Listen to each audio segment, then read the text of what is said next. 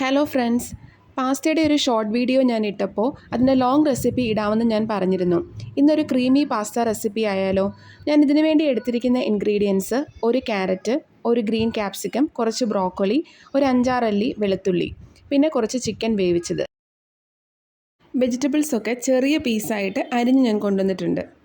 Pasta പല ഷേപ്സിൽ മാർക്കറ്റിൽ available ആണ്. ഫ്യൂസിലി, പെന്നെ, അങ്ങനെ പല ഷേപ്സിൽ കിട്ടും. ഞാനിപ്പോൾ പെന്നെ പാസ്തയാണ് എടുത്തിട്ടുള്ളത്. ഒരു പാത്രത്തിൻ്റെ 3/4 ഭാഗം വെള്ളം എടുത്തിട്ടുണ്ട്.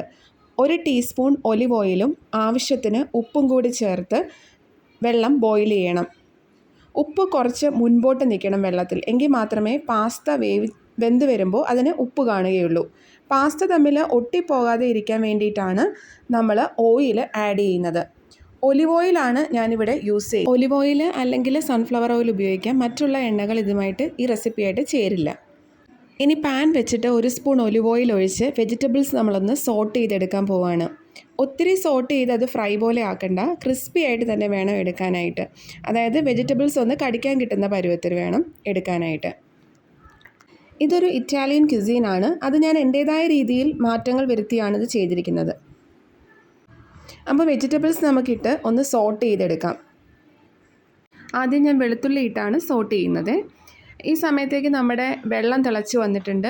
അപ്പം ഞാൻ പാസ്ത അതിലേക്ക് ആഡ് ചെയ്യുകയാണ്.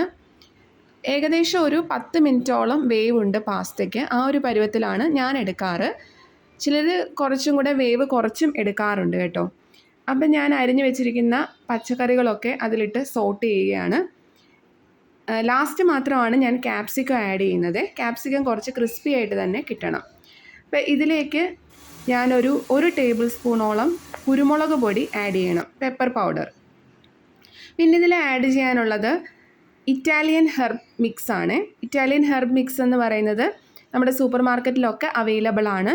മിക്സഡ് ഹെർബ്സ് എന്ന് പറഞ്ഞ് കിട്ടും. അതിൽ ഒറിഗാനോ, തൈം, റോസ്മേരി തുടങ്ങിയ ഇൻഗ്രീഡിയൻസ് ഉള്ള ഒരു മിക്സാണ്.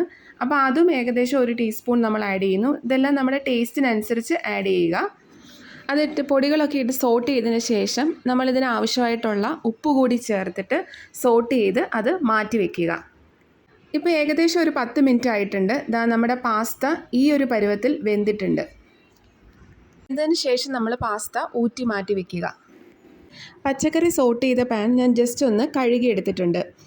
അതിലേക്ക് ഞാനൊരു 50 ഗ്രാമോളം ബട്ടറാണ് ആഡ് ചെയ്യുന്നത്. ഇവിടെ ഞാൻ അൺസോൾട്ടഡ് ബട്ടറാണ് യൂസ് ചെയ്യുന്നത്. സോൾട്ടഡ് വേണമെങ്കിലും ഉപയോഗിക്കാം. ഇതിലേക്ക് 1 ടേബിൾ സ്പൂൺ മൈദയാണ് ഞാൻ ആഡ് ചെയ്തത്. ഈ മൈദയുടെ പച്ചമണം മാറുന്നത് വരെ ഇതിന് ഇളക്കി കൊടുക്കണം. ഏകദേശം ഒരു 50 ഗ്രാം ബട്ടർ ചേർത്തിട്ടുണ്ട്. ആദ്യം ചേർത്ത ബട്ടർ പോരാന്ന് തോന്നിയത് കൊണ്ട് ഞാൻ കുറച്ചുകൂടി ചേർത്തു.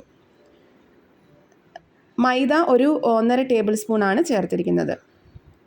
മൈദയുടെ പച്ചമണം മാറിയതിന് ശേഷം ഒരു 500 ml മിൽക്ക് ഞാൻ ആഡ് ചെയ്ത് കൊടുക്കുന്നുണ്ട്. പാല് കാച്ചിയ പാലാണ് ഞാൻ ചേർക്കുന്നത്.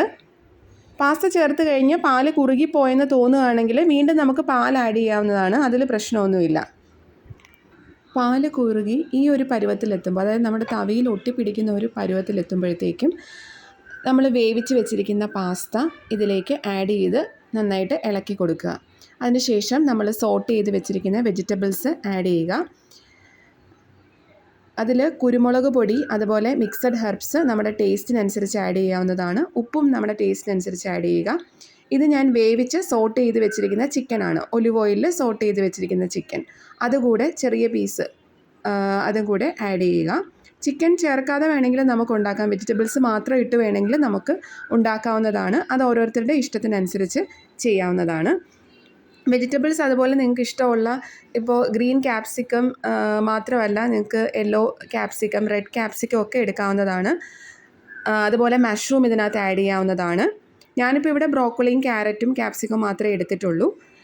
അപ്പോൾ ഈ മിക്സഡ് ഹെർബ്സ് നമ്മൾ ടേസ്റ്റ് നോക്കി ചേർക്കുക. നമ്മുടെ എമ്മി പാസ്ത റെഡി ആയിട്ടുണ്ട്. ഇനി ഇതിനകത്ത് നമുക്ക് ചീസ് ആഡ് ചെയ്യാവുന്നതാണ്.